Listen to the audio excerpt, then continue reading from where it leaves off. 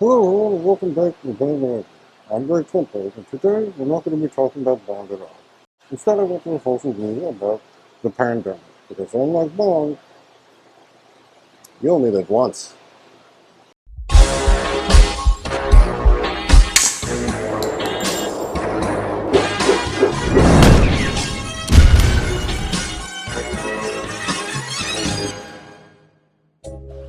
That's right, you only live once, and self-preservation is just part of being a human.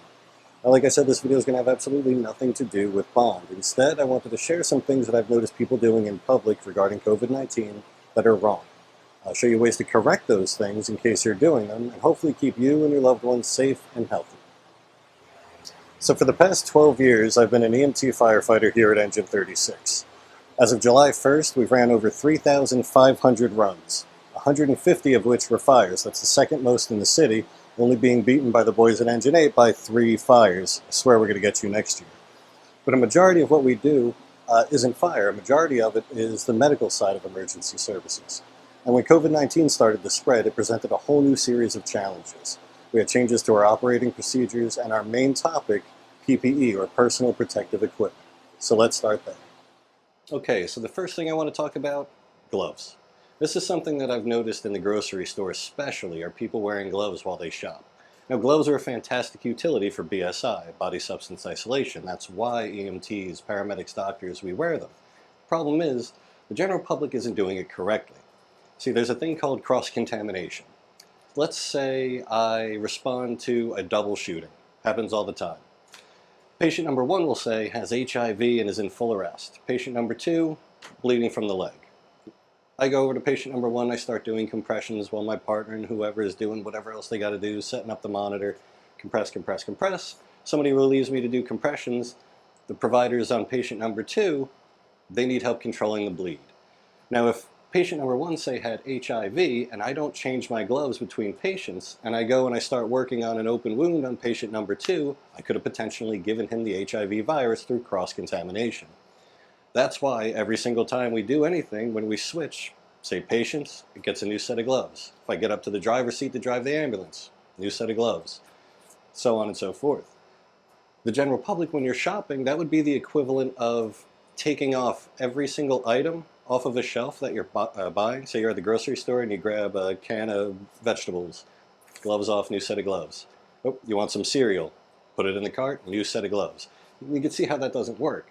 So what wearing gloves is actually doing is providing you with a false sense of security. It's doing nothing more than what you would normally do barehanded.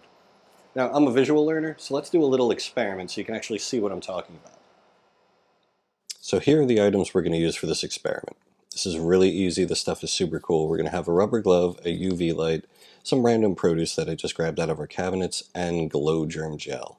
Glow germ gel is actually really cool. It's like UV reactive lotion. It only shows up under black light, and it's perfect for demonstrating cross-contamination. So here's some random items that I just pulled out of our cupboard, as well as a lemon. Everything looks normal, but when you hit it with a black light, there it is. There's the glow germ only on the lemon. Everything else is perfectly clean, spotless. Nothing else infected. Let's see just how much contamination we can cause by wearing a rubber glove and just randomly selecting produce. All it takes is picking up that one item. So there we go. And Kraft macaroni and cheese, the blue box, personal favorite of my kids and me. Not gonna lie, it's unhealthy as it is. It's summertime, so we gotta have some baked beans for all our barbecues. Love Japanese food, excellent seasoning. And our kids love fruit, especially pineapple chunks. Jif, creamy Jif, the preferred peanut butter. And my wife loves the bake, so some bread flour. Okay, so I touched each item that was out there just for a couple seconds. Let's see how far the glow germ spread. Okay, so there's our contaminated lemon. Now, as you can see, there's a decent amount of the glow germ on every single item that I touched. Now, if you're wearing gloves, it's not doing any good. You're better off just going barehanded. You're going to put yourself in that false sense of security, and it's doing absolutely nothing. Don't wear gloves. Wash your hands. Use some hand sanitizer. You're much better off. Okay, so hopefully that gave you a good visualization of cross-contamination and kind of help you understand why gloves are pointless if you're not using them correctly. Now think about this also. What happens if you did take gloves off and put new ones on after every single item that you touched? You still have that one cross-contaminated item or contaminated item. Now you go up to the register and you put all your stuff down. And now what happens? You've infected the conveyor belt. Now what about the cashier? Did he or she change their gloves if they're even wearing gloves before you got there? Now they're scanning items, so now they're cross-contaminating. What happens next? You have to pay. Are you paying cash or debit card? Do you take your gloves off or do you leave them on before you reach for the card? What about the cash? Cash is the most dirty thing in the world. How do you know that something in there isn't cross-contaminated? Now you're giving them money and they're giving you change. You're touching the debit card machine and punching in numbers that may or may not have been wiped down before you got there. It's just madness. Personally, don't wear gloves. You're not doing it right anyway. Just make sure you wash your hands when you're done. It's not that difficult. Hand sanitizer or wash your hands. It's easy.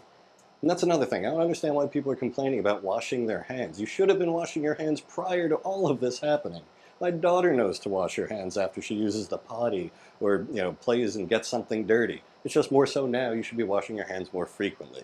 If you really need a representation, a visual on why you should wash your hands, here's a little experiment that I actually did with her to illustrate washing your hands and getting rid of germs. Okay, so all jokes aside, this is actually a really cool experiment. It perfectly illustrates the importance of washing your hands. If you have kids, this is super simple to do. It only requires a couple items. You need a bowl of water, some ground pepper, and soap. Now, the black pepper is going to be our germs. You sprinkle a little bit on top of the water, and then just dip any random finger in there. And what happens? Your finger is covered in germs. Now, let's demonstrate the importance of washing your hands the same exact way. You're going to fill the bowl up with water again. Sprinkle your pepper on top.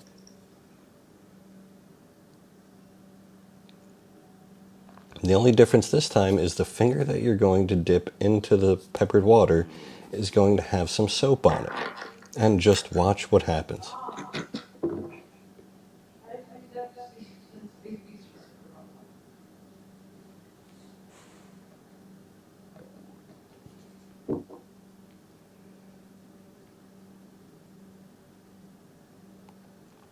Boom, no germs. It's that simple. Wash your hands.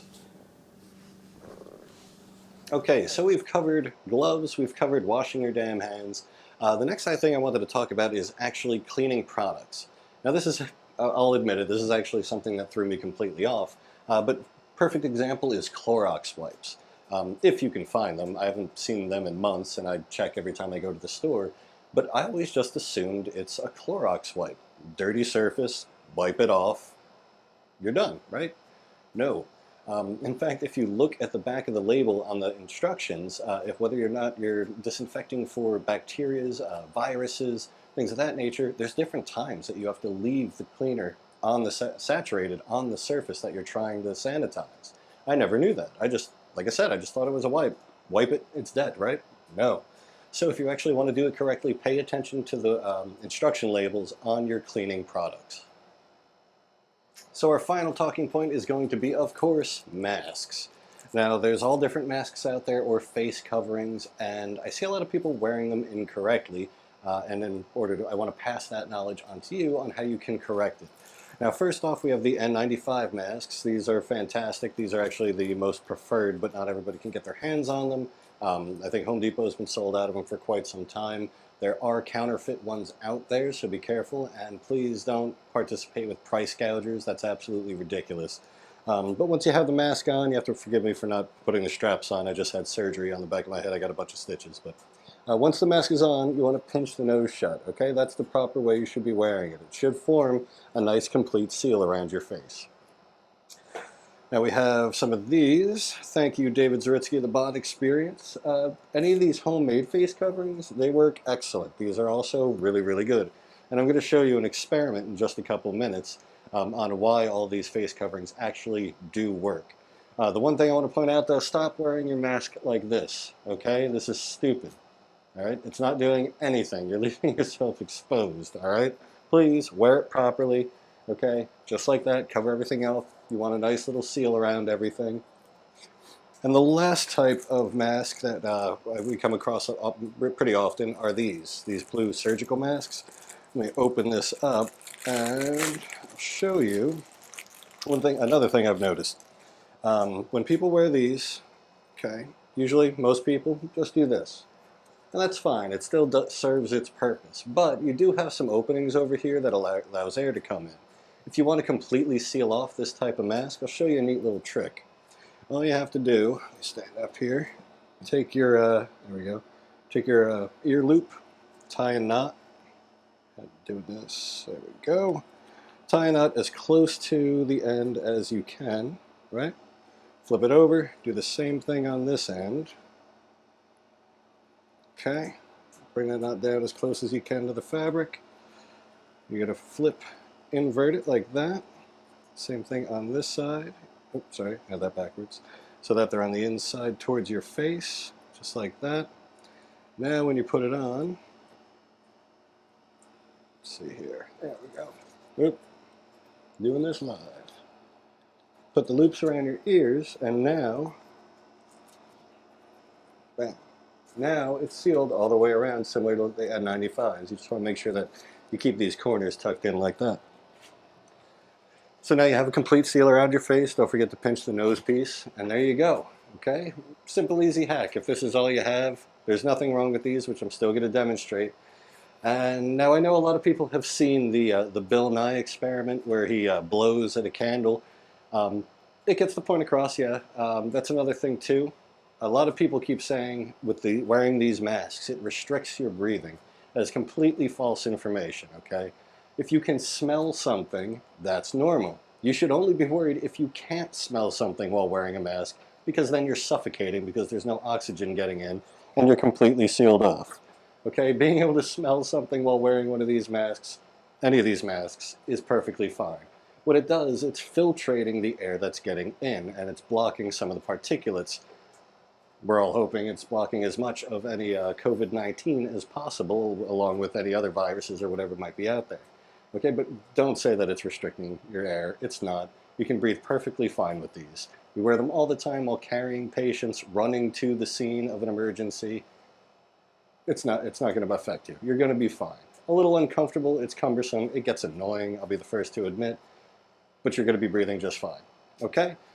Let me do a little experiment just to show you exactly why you should be wearing a mask. And it's going to involve fire and some alcohol. Okay, so for this experiment, we're going to take a few different types of masks and face coverings, and we're going to light a candle. We're going to fill a spray bottle with rubbing alcohol for full effect. Now, our spray bottle full of rubbing alcohol is going to be our stand-in for a sneeze or breathing. I just want to show you the extent that these masks will actually block these particulates going through them. And first up is going to be our rubbing alcohol. You can see how big of a flame that causes. Now let's shoot it through an N95 mask. Nothing gets through. Next up is our surgical mask. Again, nothing at all.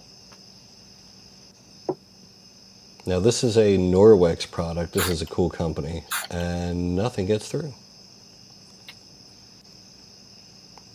All right, Mr. Zawitsky's mask. Thank you again, sir.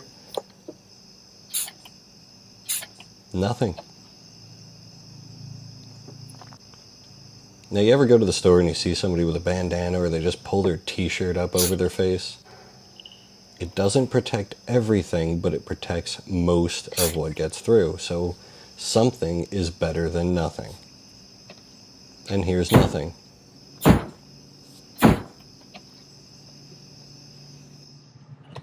Okay, so we've covered wearing gloves, we've covered washing your hands, wearing your mask properly.